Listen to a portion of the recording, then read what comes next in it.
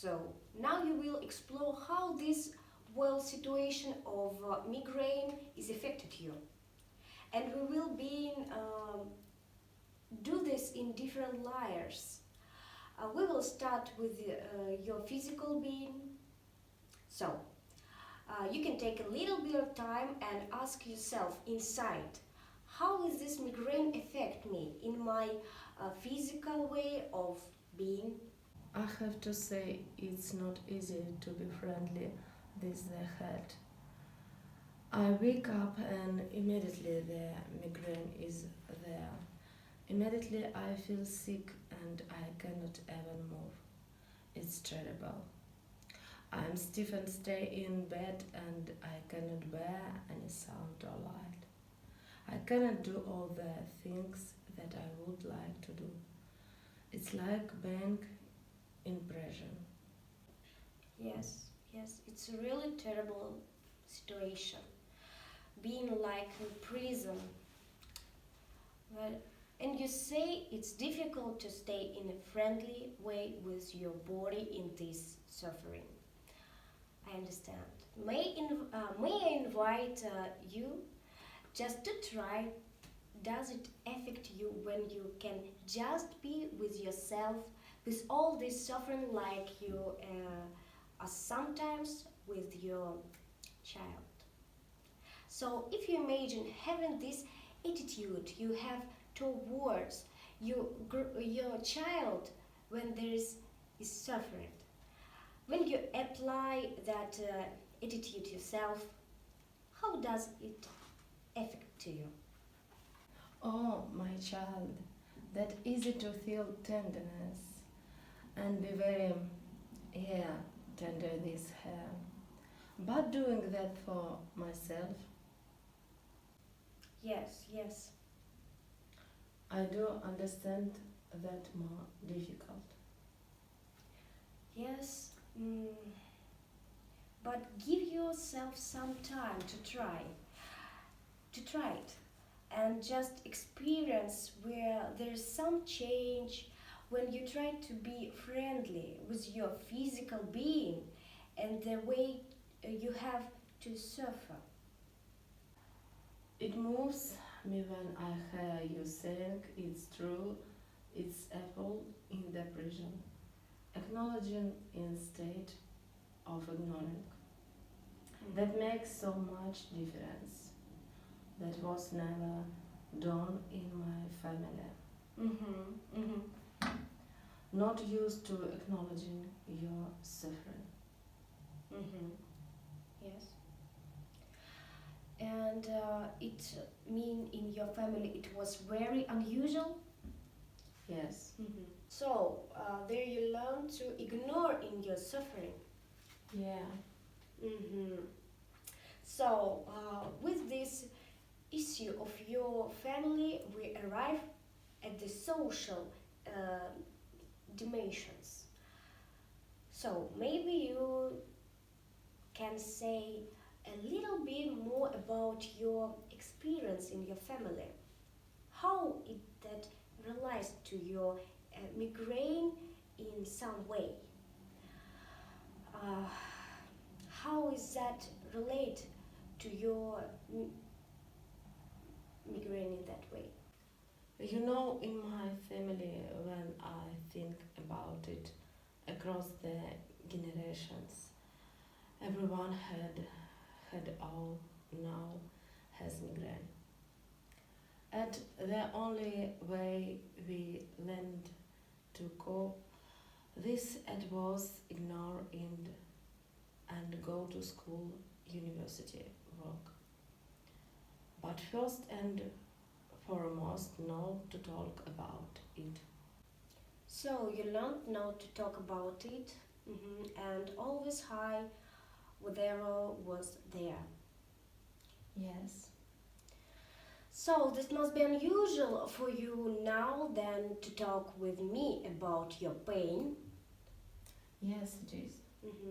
When I'm talking about it as I don't know, there are always this old voice in my head telling me, but don't make it bigger that it is.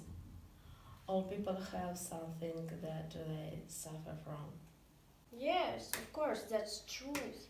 All people have something they suffered from. But that doesn't mean that it's not alright to talk about it. For me, talking about your suffering is more like a way of being friendly towards yourself. And recognizing your suffering can be a way to improve your well being. So, um, I just wonder how it is for you now that you can feel. It's okay to recognize it. Yeah, it's sad. Mhm. I'm really not used to talk about these things, and I also feel ashamed. Mhm. Mhm. These feelings of sadness, shame be arrived in the personal dimensions. Mhm. So I was wondering your personal feelings around this world situation of the migraine. You mentioned already your centers, your shame. Are there more of your personal feelings that are connected to this situation of the migraine? There was some curiosity, like wanting to find out how all these things belong together. But now it's more or less loneliness. Loneliness, the loneliness of not sharing, Yeah, and hopelessness. hopelessness, Yes, and hopelessness also. yeah. And you also say you're curiously and hopelessness. I was wondering, is there some connection between your curiously and hopelessness, or what way does the migraine take away your hope? You know, I always hope for something from the outside to come and take away the pain, or that it just simply will go away overnight. But you say you're always looking at the outside. I always put trust in something outside me, and I end up disappointed or deceived. I never put trust in myself.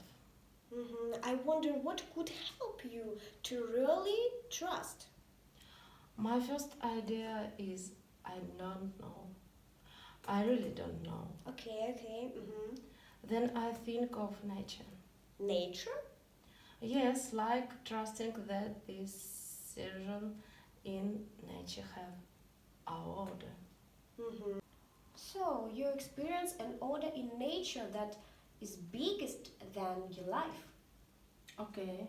And that's something you trust. I was wondering how is that related to your hope? Well, it goes together with the question, where is my place in all this? So when I stay with the order of life, what could come for me now in the autumn of my life? Oh, that's a nice question.